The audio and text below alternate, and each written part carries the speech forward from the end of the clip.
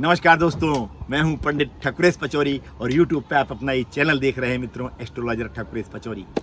मित्रों, श्रावण मास एक बहुत ही पवित्र माह माना गया है, जैसा कि मैं अपने पिछले वीडियोस में भी बता चुका हूं, क्योंकि ये माह जो है भगवान शिव को अत्यंत प्रिय है।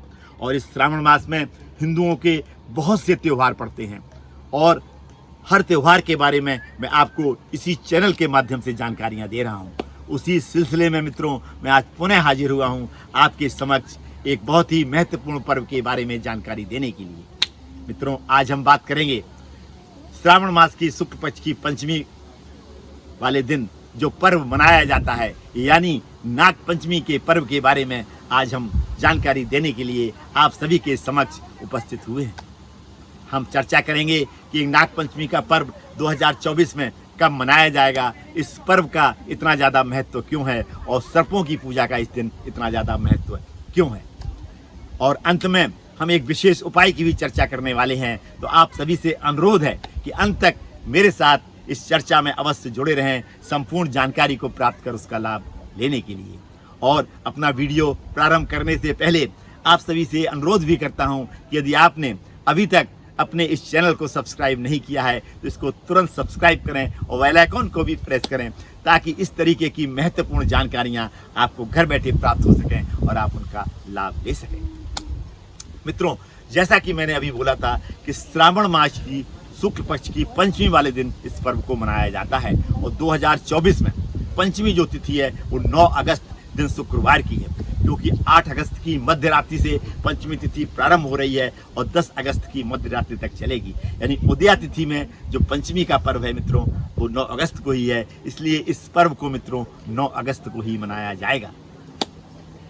श्रावण मास में जो ये पर्व होता है वो हिंदुओं का अत्यंत ही पावन पर्व है और ये पर्व जो है मित्रों सर्पों को समर्पित है। और इस दिन हम सांपों के आश्रय में जाके या मंदिरों में जाके सर्पों की पूजा करते हैं, दूध पिलाते हैं, फल फूल चढ़ाते हैं, क्योंकि ये जो पर्व है सर्पों के सम्मान और कृतज्ञता का प्रतीक है, क्योंकि जो सर्प हैं वो कृषि और पर्यावरण के बीच में एक सामंजस्य पैदा करते हैं। अब हम बात करेंगे पूजा के संपूर्ण विधि की। सुबह उठिए मित्रों, स्नान ध्यान करिए, स्वच्छ वस्त्र धारण करिए और अपने घर के मुख्य दरवाजे पर सर्पों की आकार, सर्पों की फोटो बनाइए, तस्वीर बनाइए या सर्पों की एक तस्वीर ले आइए, दोनों तरफ अपने घर के मुख्य दरवाजे पर मित्रों चिपका दीजिए और उनकी विधिवत पूजा करिए और उनको खीर का भोग लगाइए। इसके बाद मंदिर में जाके भी आप जल वगैरह भगवान सिर पर चढ़ा सकते हैं और सर्पों को भी जल और दूध पिला सकते हैं।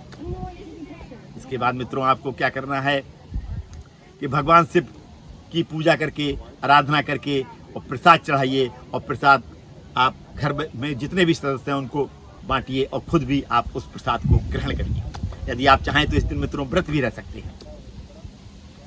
और अब हम एक विशेष उपाय की भी मित्रों चर्चा करने वाले हैं। जैसा कि मैंने प्रारंभ में बताया था कि यदि आपकी जन्म कुंडली में कालसर्प दोष का प्रभाव है या राहु या केतु की महादशाएं चल रही हैं जिनसे आपको परेशानियां आ रही हैं, कार्यों में अड़चनें रुकावटें आ रही हैं, आपके कार्य यानी नियरेस्ट टू द आप टारगेट पे पहुंचने के बाद एडवर्स गियर पड़ जाता है, कार्यों में बाधाएं विघ्न आ रही हैं, डिले हो रहे हैं, कोई भी आपके जो ऐसे कार्य हैं मांगलिक कार्य वो संपन्न नहीं हो पा रहे हैं, तो करिए एक विशेष उपाय। इस दिन आप एक चांदी का नागनारायण का जोड़ा ले लीजिए और एक तांबे का नागनारायण का जोड़ा ले लीजिए। मंदिर में जाइए मित्रों और तांबे के नागनारायण के जोड़े को भगवान शिवलिंग पर चढ़ा दीजिए, इस भाव के साथ में जो आपकी समस्या है उस समस्या को मन में रखते हुए। इसके बाद चांदी का नागनागिन आप बहते पानी में प्रवाहित कर दीजिए और जो आपकी समस्या है उस समस्या को अपने दिमाग में अवश्य रखिए। घर से निकलें और वापस आने तक किसी से बात नहीं करनी है।